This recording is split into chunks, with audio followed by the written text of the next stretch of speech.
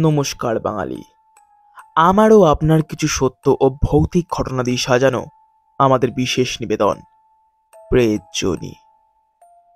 দেখতে দেখতে আজ 1K পরিবার সম্পূর্ণ হতে আর কিছু জন বাকি।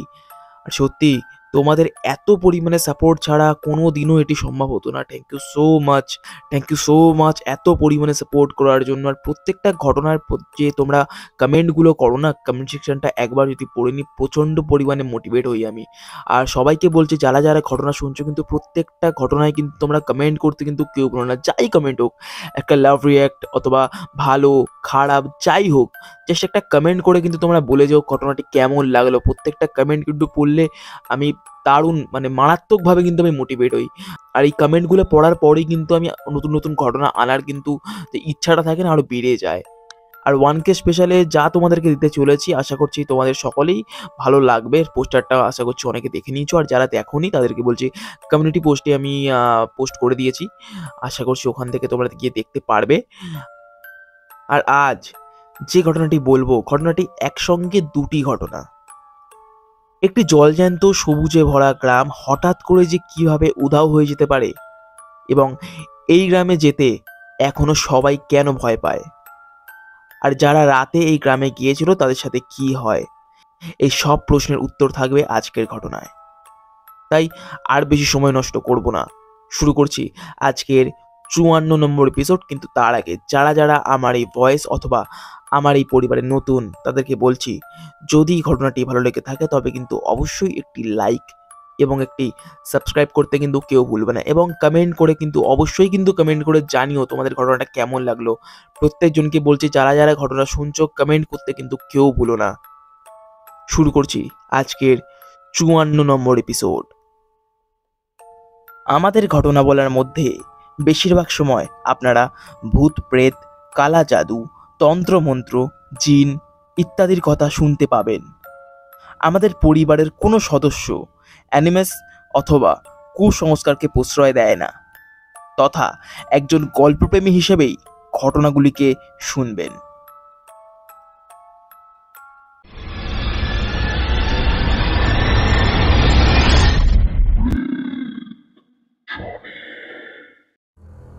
হে রাজদা, আমি কৃষ্ণেন্দু ভট্টাচার্য বৈদ্যনাথপুর থেকে ঘটনাটি লিখছি। আচ্ছা, আসানসোল থেকে কিছুটা দূরের একটি জায়গা, তার নাম বেনেগ্রাম।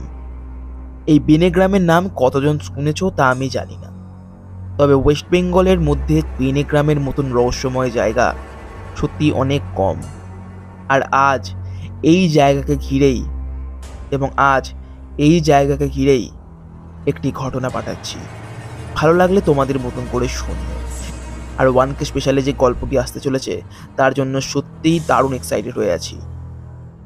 এইভাবে এগিয়ে যাও, পাশে আছি। ঘটনাটি ঘটেছিল আমার দাদার সাথে। আমাদের বাড়ি বৈদ্যনাথপুর, মানে আসানসোল আর বেনেগ্রামের একদম মধ্যবর্তী একটি গ্রামে।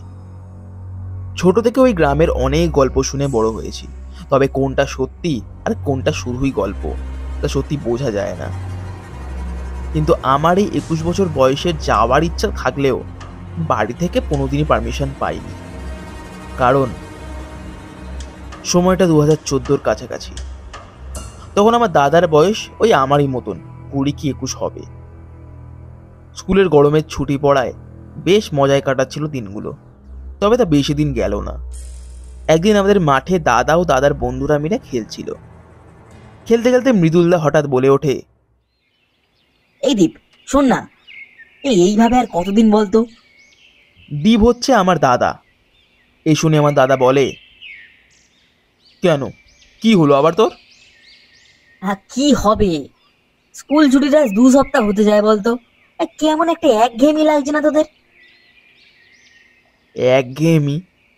কই না তো, এই তো কি সুন্দর সকাল থেকে খেলা শুরু করছি আর খেলতে খেলতে দিনগুলো কেটে যাচ্ছে। আরে এরকমই তো চেয়েছিলাম, এতে আবার একঘেয়েমি কোথায়? সে ঠিক বলেছিস, কিন্তু দেখ, বড় তো হয়েছি আমরা, তাই না? চল না ভাই, সবাই মিলে কোথা থেকে ঘুরে আসি।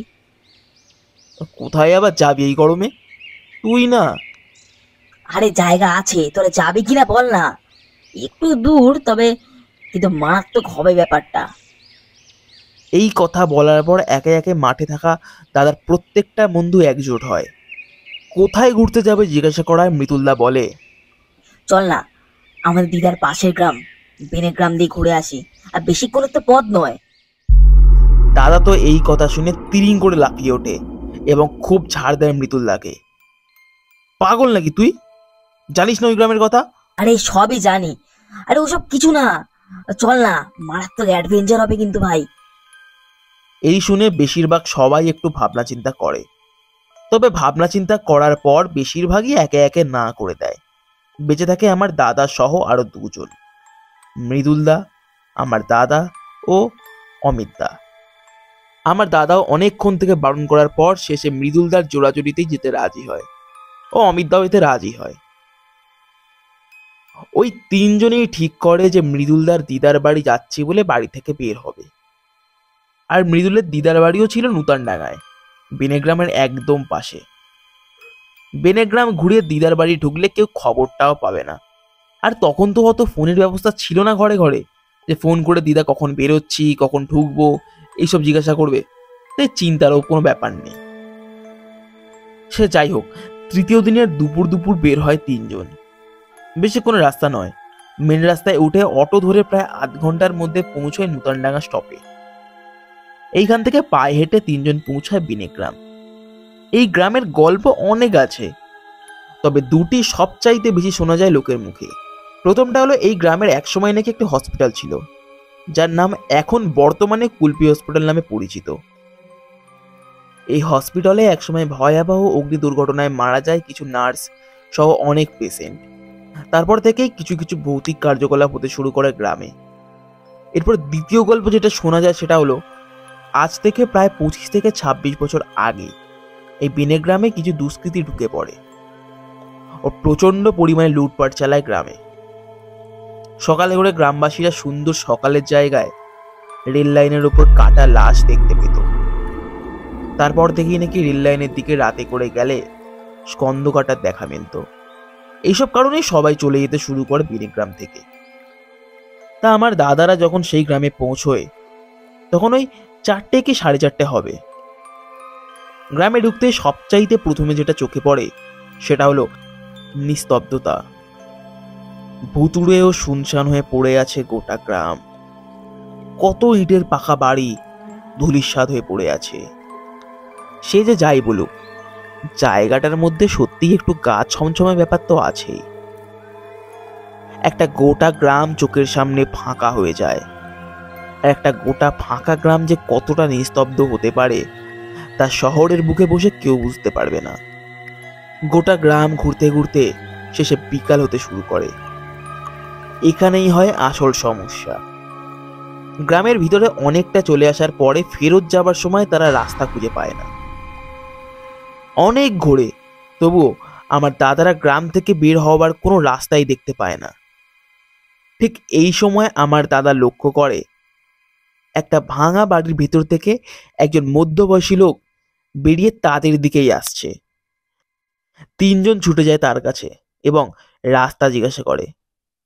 লোকটা একটু হেসে উত্তর দেয়, এই তো, এই রাস্তা ধরে সোজা চলে যাও, দেখবে একদম মেন রাস্তায় উঠে গেছো। যাও, অন্ধকার নামছে, অন্ধকারে বেশিক্ষণ থেকো না, এ জায়গা ভালো না। তিনজনে প্রাণপণে ছুটতে শুরু করে লোকটার বলা পথে। তবে ছুটছে তো ছুটছে, রাস্তা শেষ হবার কোনো নামই নেই। এদিকে বিকেল হয়ে অন্ধকার নেমে এসেছে গোটা জগতে। তখন অনেক হাঁটার পরও যখন রাস্তা পাচ্ছে না, শেষে আমার দাদা বুঝতে পারে যে কিছু একটা গন্ডগোল হচ্ছে। তারপর আমার দাদা সবাইকে বলে চোখ বন্ধ করে ঠাকুরের নাম করতে ও হনুমান চালিসা পাঠ করতে।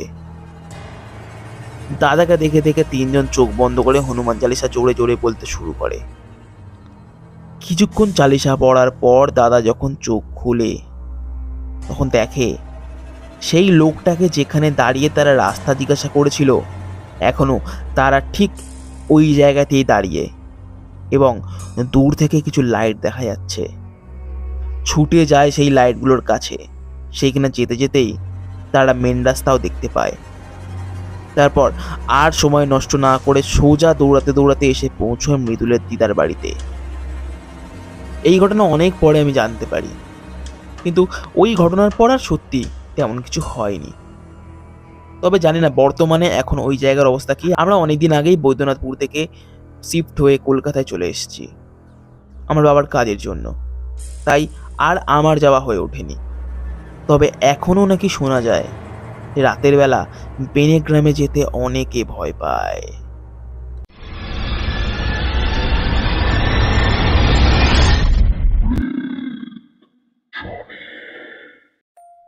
কেমন লাগলো আজকের ঘটনা? আশা করছি আজকের ঘটনা তোমাদের ভালো লেগেছে, এবং ভালো লাগলে কিন্তু অবশ্যই একটি লাইক এবং একটি সাবস্ক্রাইব করতে কিন্তু কেউ ভুলো না, এবং কমেন্ট করে কিন্তু প্লিজ জানিও আজকের ঘটনাটা কেমন লেগেছে। খারাপ লাগুক ভালো লাগুক একটা হার্ট ছেড়ে দিয়ে যাও, এবং যদি কোনো কোনো জায়গা ভালো লাগে সেই জায়গাটা পিন করে দিয়ে চলে যাও। প্লিজ একটি কমেন্ট কিন্তু করতে কেউ ভুলো না, এবং শেয়ার করে দিও তোমার বন্ধু বান্ধব ও প্রিয়জনদের সঙ্গে। Thank you so much Krishnendu এরকম একটি ঘটনা শোনানোর জন্য। আর হ্যাঁ, বেনেগ্রামের ঘটনা আমি শুনেছিলাম অনেক আগে, লোকের মুখেই শুনেছিলাম আমি। তা এরকম একটি ঘটনা আমি শুনিনি, প্রথমবার শুনলাম। সত্যি ঘটনাটা ইন্টারেস্টিং একটি ঘটনা ছিল। থ্যাংক ইউ সো মাচ এরকম ঘটনা পাঠানোর জন্য। যদি আরও ঘটনা থাকে তবে কিন্তু অবশ্যই ঘটনা পাঠিও, এবং তোমরা আমাদেরকে ঘটনা পাঠাতে পারো। কিভাবে পাঠাবে না, আমাদের ডেসক্রিপশন বক্সে দেওয়া ইমেল আইডি অথবা ফেসবুক আইডিতে তোমরা তোমাদের ঘটনা লিখে অথবা রেকর্ডিং করে আমাদেরকে পাঠাতে পারো, এবং আমাদের চ্যানেলের জয়েন বাটনে ক্লিক করে তোমরা হয়ে যেতে পারো প্রেজনী পরিবারের প্রাইম মেম্বার। আমরা ফিরছি এই শনিবার ঠিক রাত 11টার সময়। সকলকে আজকের জন্য শুভরাত্রি।